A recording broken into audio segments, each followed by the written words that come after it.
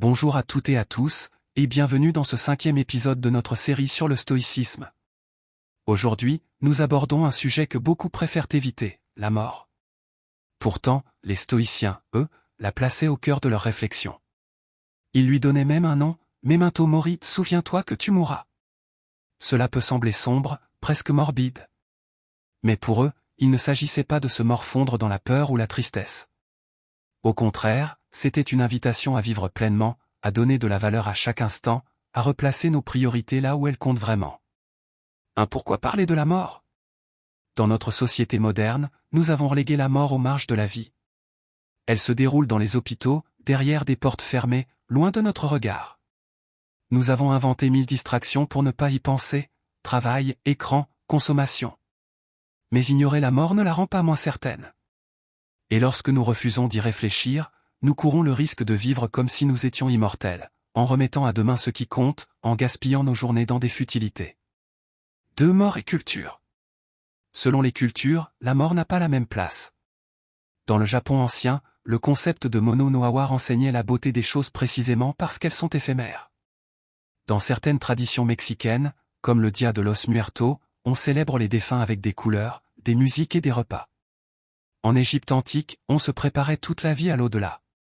Ces visions contrastent avec notre approche occidentale moderne, qui tend à repousser toute pensée de la mort comme un tabou.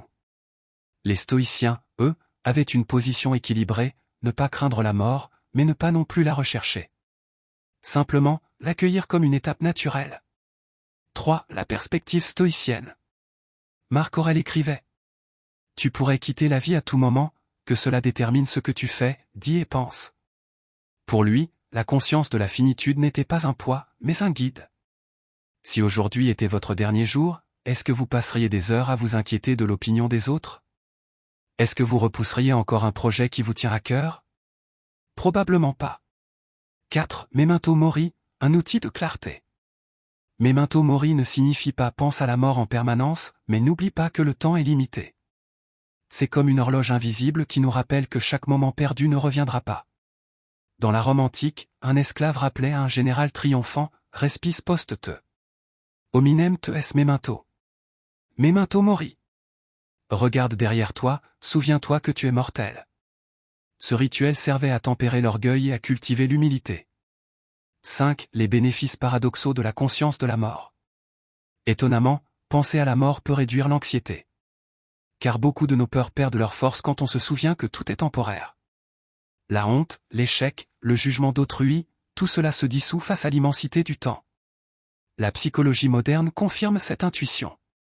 Des études en Terror Management Theory montrent que les personnes qui réfléchissent régulièrement à leur mortalité tendent à vivre de manière plus alignée avec leurs valeurs profondes et à rechercher davantage de sens.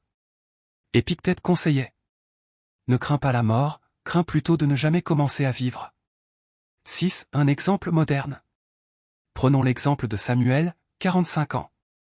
Après un grave accident, il a frôlé la mort.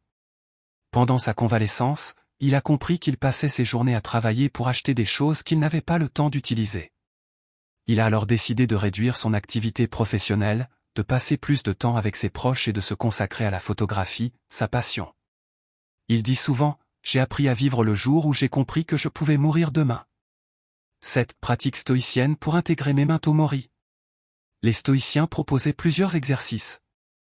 La méditation du soir, passer en revue sa journée en se demandant « si c'était ma dernière, serais-je satisfait ?»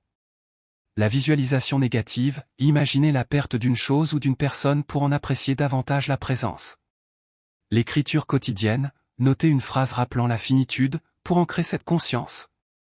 Les samouraïs pratiquaient aussi une forme de Memento Mori, chaque matin, ils visualisaient leur mort possible dans la journée, non pas pour sombrer dans la peur, mais pour agir avec honneur et courage. 8. Vivre avec urgence mais sans précipitation.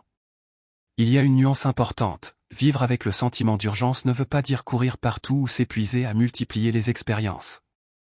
Cela signifie choisir avec soin ce à quoi on consacre son temps, et le vivre pleinement. Un déjeuner avec un ami proche peut être plus urgent qu'un projet professionnel sans âme.